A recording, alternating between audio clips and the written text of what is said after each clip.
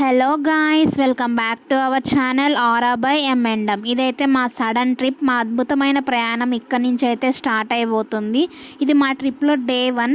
రాత్రి 10 గంటలకైతే మా ప్రయాణం స్టార్ట్ అయింది. మా అత్త, నేను, నాకు తెలిసిన అంకుల్ వాళ్ళు ఇంకా 40 మెంబర్స్ అయితే మా ప్రయాణాన్ని స్టార్ట్ చేశాము. ఇక రాత్రి అయితే మంచిగా పడుకున్నాము. పొద్దున్నే లేచేసరికి తెల్లారింది. పొద్దున్న వ్యూ, ఫ్రెష్ ఎయిర్ అయితే చాలా బాగుంది. ఏ మంచి పనినైనా ముందు మనం శ్రీ వినాయకుడు ఆశీస్సుతోనే మొదలు పెడతాం కదా. అందుకే మా ట్రిప్లో మొదటి గమ్యంగా పవిత్రమైన కాణిపాకం శ్రీ వరసిద్ధి వినాయక స్వామి ఆలయానికి వెళ్తున్నాం. ఇది కాణిపాకం వెళ్ళేటప్పుడు ఎంట్రన్స్. ఫైనల్లీ కాణిపాకం చేరుకున్నాం గాయ్స్. ఈ ఆలయాన్ని ప్రత్యక్షంగా చూసే అవకాశం అందరికీ దొరకకపోవచ్చు. అందుకే నేను చూసిన ప్రతి అందమైన క్షణాన్ని మీకోసం కూడా చూపిస్తున్నాను. ఆలయానికి చేరుకున్న తర్వాత ముందుగా ఫ్రెష్ అయ్యి దర్శనానికి సిద్ధమయ్యాము. అక్కడ ఫ్రెష్ అవ్వడానికి వాష్రూమ్స్ కూడా ఉంటాయి.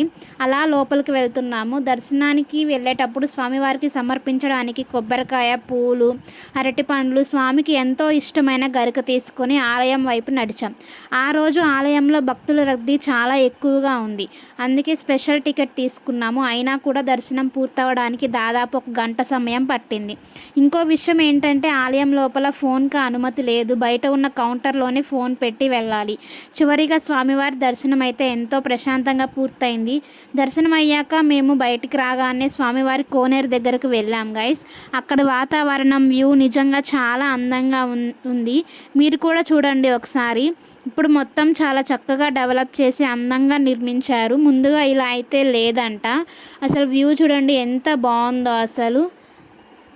మనందరికీ తెలిసిందే కదా గాయస్, కాణిపాకం వినాయకుడు బావిలో వెలిసిన స్వయంభూ విగ్రహం. మీరు కనుక దేవుళ్ళు సినిమా చూసినట్లయితే దాంట్లో మనకు కనిపిస్తుంది అసలు వినాయకుడు కాణిపాకంలో ఎలా వెలిసాడు అనేది. అని ఇప్పుడు ఆ బావిని పూర్తిగా మూసేశారు. అయినప్పటికీ లోపల ఉన్న పవిత్ర జలాన్ని చూడడానికి ప్రత్యేకంగా ఏర్పాటు చేశారు. చాలామంది భక్తులు చిన్న చిన్న బాటిల్ తీసుకొచ్చి ఆ తీర్థాన్ని నింపుకొని ఇంటికి తీసుకెళ్తున్నారు. అలా తీసుకెళ్లడం శుభప్రదమని అక్కడ వారు చెప్పారు.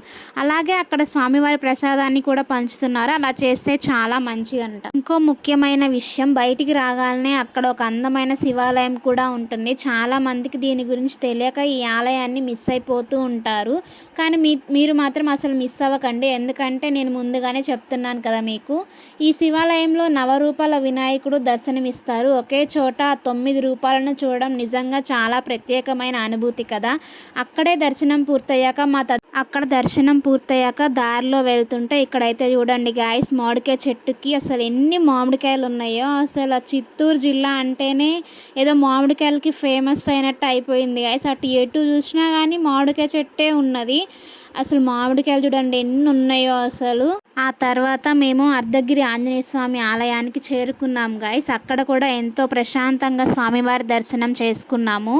ఇక్కడ మీతో ఒక ముఖ్యమైన విషయం పంచుకోవాలి గాయస్. ఆలయం దగ్గర ఒక పవిత్రమైన కోనేరు ఉంటుంది. చూడడానికి ఆ నీరు కొంచెం మనకి ఒకలాగా కనిపించినా కానీ అక్కడ వారు కనీసం ఒక చుక్కైనా తాగాలని చెప్తారు.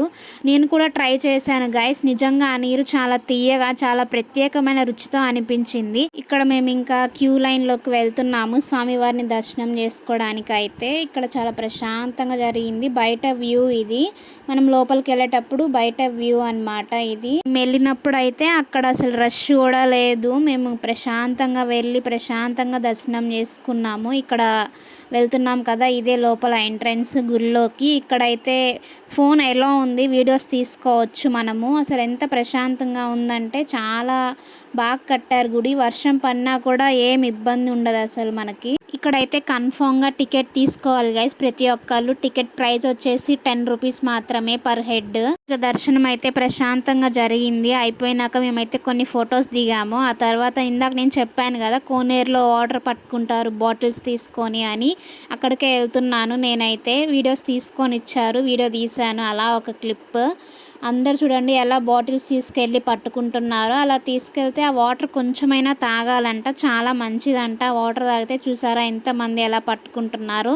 ఇంకా అక్కడ అయిపోయినాక మళ్ళీ మా జర్నీ స్టార్ట్ అయిపోయింది. దర్శనం పూర్తయ్యాక అందరం కలిసి భోజనం చేసాము. ఆ తర్వాత మా తదుపరి గమ్యంగా గోల్డెన్ టెంపుల్ వైపు బయలుదేరాము.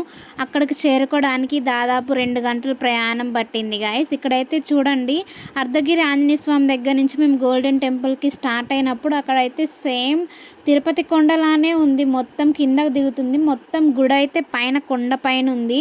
మొత్తం తిరుపతి కొండ మనం ఎలా ఎక్కుతామో అట్లా టర్నింగ్స్ అవన్నీ ఉంటాయి కదా, సేమ్ ఇక్కడ కూడా అట్లానే ఉంది. మొత్తం టర్నింగ్స్ అవన్నీ, ఇదంతా పూర్తిగా అడవి ప్రాంతంలో వెలిసాడు ఆంజనేయ స్వామి. అయితే చూడండి రోడ్స్ అయితే టర్నింగ్స్ అవన్నీ అసలు ఎలా ఉన్నాయో, మొత్తం మనకి తిరుపతిలో ఎలా ఉంటుందో సేమ్ అలానే ఉంది. ఆంజనేయ స్వామి మనకి సేమ్ పేరుకు తగ్గట్టే, అర్ధగిరి ఆంజనేయ స్వామి తగ్గట్టే మనకి అర్ధ రూపంలో అయితే దర్శనం ఇస్తారు స్వామి. అయితే చాలా అందంగా ఉన్నారు స్వామి వారు. అయితే చూడండి ఇక్కడ టర్నింగ్స్ ఎలా ఉన్నాయో సేమ్ తిరుపతి కొండ లెక్కనే ఉన్నాయి.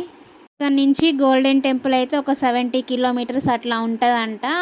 2 అవర్స్ అయితే జర్నీ పడుతుంది. అక్కడైతే ఫోన్ అయితే ఎలో లేదు, అస్సలు ఎలో లేదు క్లిప్స్ తీయడానికి. ఇంకా బయట వెళ్ళేటప్పుడు అయితే అట్లా క్లిప్స్ తీసాను ఎంట్రన్స్ అప్పుడు. ఇంకా అలా లోపలికి నడుచుకుంటూ వెళ్తున్నాము. ఇక్కడ కూడా మేము 150 రూపీస్ స్పెషల్ దర్శనం టికెట్ తీసుకున్నాము. మేము వెళ్ళిందే 6:30కి అలా వెళ్ళాం గైస్. టెంపుల్ 8కి క్లోజ్ అంట. ఇంకా ఫాస్ట్గా అయితే వెళ్ళాం మేము. ఈ గోల్డెన్ టెంపుల్ అందాన్ని మాటల్లో చెప్పడం నిజంగా చాలా కష్టం గైస్. జీవితంలో ఒక్కసారైనా ప్రతి ఒక్కరు తప్పనిసరిగా చూడాల్సిన అద్భుతమైన ప్రదేశం ఇది. ఆలయం చుట్టూ ఒక పెద్ద కోనేరు ఉంటుంది. ఆ కోనేరు మధ్యలో అమ్మవారు ఉంటుంది. ఆలయానికి చేరుకోవడానికి దాదాపు 7 కిలోమీటర్ల నడక మార్గం ఉంటుంది. నడుస్తుంటే ఆలయం దగ్గరికి వచ్చినట్టే అనిపిస్తుంది, కానీ ఇంకా కొంత దూరం ఉంటుంది. ఆ ప్రయాణమే ఒక అద్భుతమైన అనుభూతి. ఇక్కడ మరో ప్రత్యేకం ఏమిటంటే మన దగ్గర ఉన్న 1 rupee coins, 2 rupee coins, 500 notes, కొంతమంది అయితే ఏటీఎం కార్డ్స్ కూడా వేసేసారు కోనేరులో. అలా వేస్తే మంచిదని భక్తులు నమ్ముతారు. స్పెషల్ టికెట్ తీసుకున్నాం కాబట్టి అమ్మవారికి మన చేతులతోనే అభిషేకం చేయించే అవకాశం దొరికింది మాకైతే. అమ్మవారు అయితే 70 కేజీల బంగారంతో అసలు ఎంత మెరిసిపోతున్నారంటే అమ్మవారు, చూడడానికి కళ్ళు అయితే సరిపోలేదు. ఆ తర్వాత మేమైతే కొద్దిగా షాపింగ్ చేసాము, బ్యాంగిల్స్ అవి తీసుకున్నాము. మనకైతే అక్కడ స్పెషల్ టికెట్ తీసుకున్నాం కాబట్టి అమ్మవారు ఇంకా మేము అక్కడే భోజనాలు అవన్నీ కంప్లీట్ చేసుకున్నాము. ఆ తర్వాత మా తదుపరి డెస్టినేషన్ మాత్రం నిజంగా నెక్స్ట్ లెవెల్ గైస్. చాలా కాలంగా నేనైతే వెళ్ళాలని అనుకున్నా. అదొక ప్రత్యేకమైన ప్రదేశం. ఇదైతే మా డే 1 ట్రిప్. మీకు ఎలా అనిపించిందో కామెంట్ చేయండి. ఈ వీడియో కనుక మీకు నచ్చినట్లయితే like, share, comment and subscribe to my channel. Thanks for watching. Bye guys.